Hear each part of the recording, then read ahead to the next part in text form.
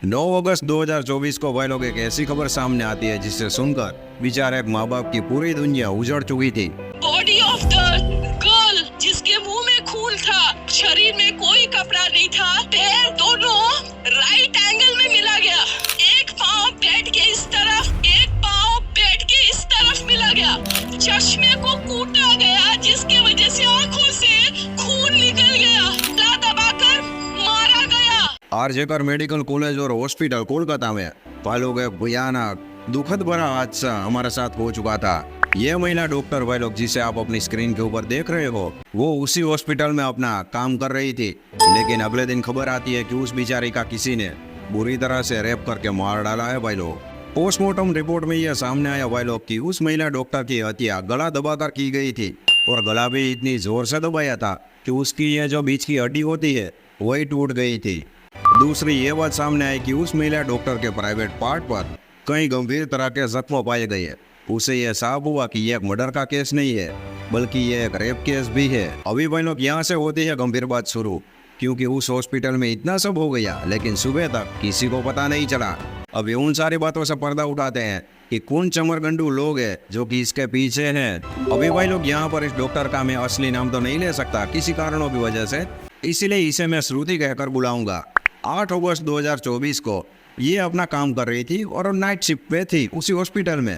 रात को 11 बजे श्रुति की मदर का उसे कॉल आता है और उसे कहते हैं बेटा तुम वहाँ पर सही सलामत पहुँच तो गई हो ना, कोई तकलीफ तो नहीं हुई। यहाँ पर श्रुति अपनी माँ से कहती कि माँ आप कोई भी टेंशन मत लो, मैं यहाँ पर सही सलामत पहुँच गई हूँ और मैं अपना काम शुरू करने वाली हूँ। यानी कि वहाँ पर जो मौजूद पेशेंट थे उन लोगों की चेकिंग करना, दवाई बवाई देना, ये कहकर वो अपनी मदर से कॉल काट देती है। और यहाँ पर भाई लोग ये लास्ट बार था जब एक माँ की अपनी बेटी के साथ बात हुई थी। कॉल काटने के बाद श्रुति अपने काम पर लग जाती है। हॉस्पिटल में मौजूद सारे पेशेंट को वो देखती है और सारे लोगों को दवाइयाँ देने के बाद वो वापस आती है, यानी कि अपने चैम्बर में। तब तक 2 बज चुके थे। इसके बाद श्रुति अपने कलीग्स के साथ हॉस्पिटल के कैंटीन में जाते हैं जहाँ पर वो खाना खाते हैं और थोड़ी सी बातचीत भी करते हैं। बातें करते करते वही लोग यहाँ पर 3 बज जाते हैं। अभी यहाँ पर श्रुति थोड़ी सी थकी हुई भी थी, इसीलिए वो उसी हॉस्पिटल का 4th फ्लोर पर जहाँ पर सेमिनार रूम है वहाँ पर वो रेस्ट करने के लिए चली जाती है। श्रुति को रेस्ट करते करते वही लोग 4 घंटे बीत जाते हैं और सुबह के 7 बज जाते हैं। अब ये थोड़ी सी अनयूजुअल बात थी क्योंकि श्रुति कभी भी आधे घंटे से ज़्यादा रेस्ट नहीं करती थी। सुबह उसी हॉस्पिटल में एक सफाई का काम करने वाला वहाँ पर आता है और 4th फ्लोर पर बना हुआ सेमिनार रूम ओपन करता है तो एक भयानक चीज़ भाई लोग, एक गंभीर चीज़ उसके सामने आती है क्योंकि श्रुति की लाश उसके सामने ही थी और यहाँ पर वो बुरी तरह से भाई लोग दंग रह चुका था। जैसे ही ये बात उसी हॉस्पिटल में सारे लोग मौजूद थे उन सभी को पता चलती है तो वो तुरंत वहाँ पर आते हैं और श्रुति को एक स्ट्रेचर में बिठाकर ऑपरेशन थिएटर रूम में, इमरजेंसी रूम में मतलब कि ले जाते हैं।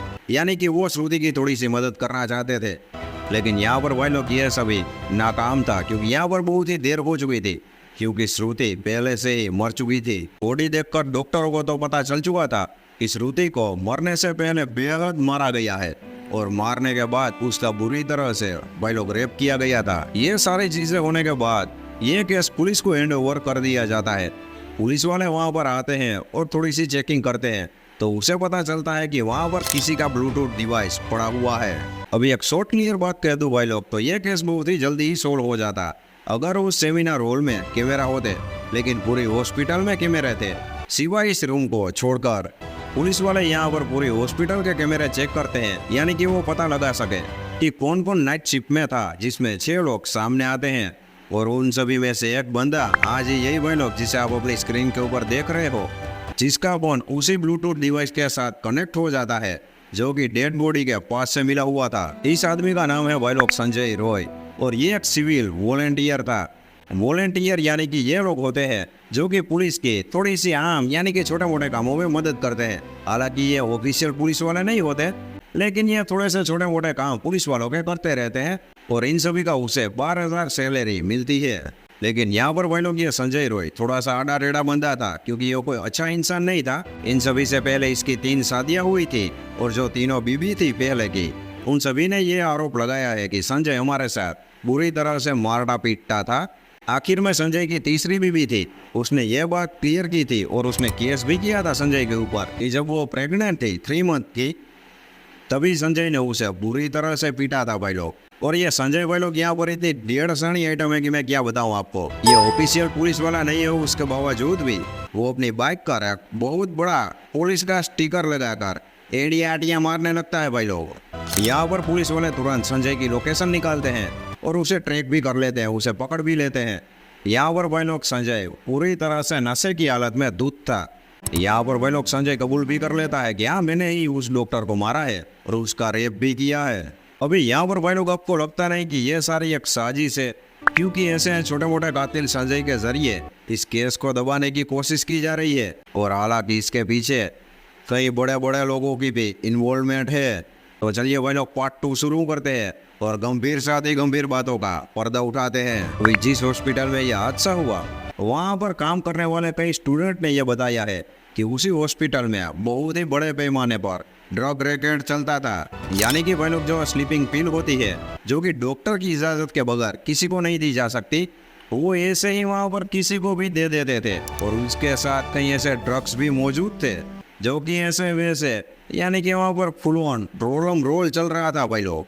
और इन सभी की कालाकांडी की वजह से भाई लोग वहाँ पर जो भी पैसा आता था और जो भी पैसा इकट्ठा होता था, उन सभी को पार्टी फंड में यूज किया जाता था। इसी वजह से भाई लोग कई ऐसे लोगों का दावा है कि यह पॉलिटिकल वाले ही ऐसे कई जो गुमनाम है जो कि इस केस में शामिल है, उन सभी लोगों को बचाना चाहती है। कई लोगों का भाई लोग यहाँ पर कहना है कि इसी हॉस्पिटल में फोन रैकेट भी बहुत ही बड़े पैमाने पर चल रहा था। ये सारी कालाकांडी के चलते भाई लोग 2001 में एक स्टूडेंट ने इन सभी के खिलाफ आवाज उठाई थी, लेकिन उसे क्या मिला बेचारे को? दूसरे दिन उसकी डेड बॉडी, उस बेचारे स्टूडेंट की बॉडी भाई लोग वहाँ पर एक पंखे से लटक रही थी। और यहाँ पर सुसाइड केस कहकर इन सारी बातों को क्लोज कर दिया गया। यहाँ पर कई ऐसे लोगों का मानना है कि यह लड़की भी इन सारी चीज़ों को जानती थी और वो इन सारी चीज़ों का पर्दाफाश करने वाली थी। इसीलिए हॉस्पिटल के कई बड़े बड़े लोगों ने इस लड़की को अपने रास्ते से हटा दिया। यहाँ पर भाई लोग पहले इस बेचारी लड़की के साथ भी ऐसा हुआ था, क्योंकि जब इस लड़की की डेड बॉडी मिली तब हॉस्पिटल वालों ने लड़की के माँ बाप को कॉल किया और उनसे कहा कि आपकी बेटी ने सुसाइड कर लिया है। अभी जब वहाँ पर उस लड़की के माँ बाप वहाँ पर पहुँचे और उसने देखा कि यह मर्डर हुआ है और उसका साथ में रेप भी किया हुआ है, यहाँ पर उस लड़की के माँ बाप ने विरोध किया। तब जाकर भाई लोग ये केस CBI को सौंपा गया। हालांकि इन सभी से भी भाई लोग एक अहम दुख भरी बात यह है कि जब एक माँ बाप अपनी बच्ची की डेड बॉडी को देखने गई है तब हॉस्पिटल वालों ने उसे 4 घंटे तक बाहर वेट करवाया। भाई लोग यहाँ पर कई ऐसे लोगों का मानना है कि संजय तो सिर्फ एक मुखौटा है, क्योंकि इस मर्डर के पीछे कई बड़े बड़े नेता के बेटे भी शामिल है। अभी वो सभी पुलिस या CBI के हाथ में ना आए, इसीलिए संजय को मोहरा बनाकर उस पर यह सारा ब्लेम डालकर शॉर्टकट में बातचीत करे भाई लोग। तो संजय तो एक मली का बकरा है, क्योंकि उसका बैकग्राउंड भी थोड़ा सा ठीक नहीं है। वो कई बार जेल भी जा चुका है, इस बार भी उसे पैसे मिल गए होंगे और वो वापस जेल चला जाएगा और जेल काट के वापस आ जाएगा। यहाँ पर भाई लोग मैं आपको एक बात बता दूं और ये 101% सच है, क्योंकि ये इस संजय अकेले का काम नहीं है। क्योंकि पोस्टमार्टम रिपोर्ट में ये भी सामने आया है कि 150 ग्राम सीमान बेचारी उस लड़की की डेड बॉडी के अंदर से मिला है। अभी ये कोई एक अकेले बंदा तो भाई लोग कर ही नहीं सकता, इसमें मिनिमम 4 जन तो और शामिल हो गए ही संजय के साथ। यहाँ पर भाई लोग इस हॉस्पिटल और इस कॉलेज की एक और दूसरी गंभीर बात सामने आई है। यहाँ पर जो भी लड़का या लड़की पढ़ते थे वो सभी घूस देते, तभी उन लोगों को पास किया जाता था। अगर कोई लड़का या लड़की घूस नहीं देता तो उसे फेल करके अपने अपने घर भेज दिया करते थे। और बुरी तरह से भाई लोग उन बेचारे बच्चों का सर यार क्या बताऊँ भाई लोग मैं आपको। एक और गंभीर बात भाई लोग मैं आपको बताऊँ तो 2001 में उसी हॉस्पिटल और कॉलेज में डर्टी वीडियो शूट होते थे और वहाँ पर जो भी बेचारी लड़कियाँ काम करती थी उन सभी का फोटो एडिट करके उसी डर्टी वीडियो में डाल दिया करते थे। यानी कि जो डर्टी वीडियो में एक्ट्रेस है उसके साथ इन बच्चियों का फोटो कॉपी पेस्ट कर दिया करते थे और बाद में उन मासूम बच्चियों से भाई लोग ये हॉस्पिटल वाले रिश्वत मांगते थे कि अगर हमें पैसे नहीं दिए तो हम ये सारा वीडियो वायरल कर देंगे। इन सब की वजह से भाई लोग 2001 में एक लड़का ये सारी सच्चाई को बाहर लाना चाहता था, लेकिन इसी वजह से उसे रास्ते से हटा दिया गया और उसे एक सुसाइड केस जाहिर कर दिया गया। यहाँ पर भी भाई लोग ऐसा ही हुआ था। जब इस बेचारी मासूम डॉक्टर की लाश मिली तो उसे उन सारे लोगों मतलब कि हॉस्पिटल वालों ने सुसाइड केस ही डिक्लेयर कर दिया था। लेकिन ये तो जब प्रोटेस्ट शुरू हुई है, लड़की के माँ बाप ने जब इन सभी की बातों का विरोध किया, तभी असली सच्चाई सभी के सामने आई। जब पहली बार भाई लोग लड़की के माँ बाप को कॉल किया गया, तब उसी हॉस्पिटल के प्रिंसिपल ने उन बेचारे माँ बाप को ये बोला कि आपकी बेटी ने सुसाइड कर लिया है, क्योंकि उसकी मानसिक स्थिति थोड़ी सी ठीक नहीं है और वो थोड़ी सी मेंटल है। और एक बड़ा सवाल भाई लोग, जो कि सारे लोगों के मन में थोड़ा सा हिलडुल रहा है, कि आखिर क्यों उस लड़की के माँ बाप को 4 घंटे तक बाहर वेट करवाया, क्यों तुरंत उसे अपनी बेटी से, मतलब कि उसका चेहरा आखिरी बार देखने को नहीं दिया गया। अभी भाई लोग उस हॉस्पिटल की एक वीडियो पूरी तरह से वायरल हो रही है, पहले ये वीडियो देख लीजिए आप। उसको तोड़ा जा रहा है, क्यों? क्या ये कोई निंजा टेक्निक है सबूतों को मिटाने की? क्योंकि जो बात सामने आ रही है वो ये है कि इस बाथरूम में ही वो सब कातिलों ने, वो सब दरिंदों ने अपने हाथ। अभी भाई लोग यहाँ पर उस मासूम लड़की के साथ ये सारी गलत चीजें हुई, उसी के पास के ही रूम को बुरी तरह से तोड़ फाड़ किया जा रहा है। हॉस्पिटल वालों का यहाँ पर कहना है कि हम उसी रूम को रिनोवेशन करवाना चाहते हैं।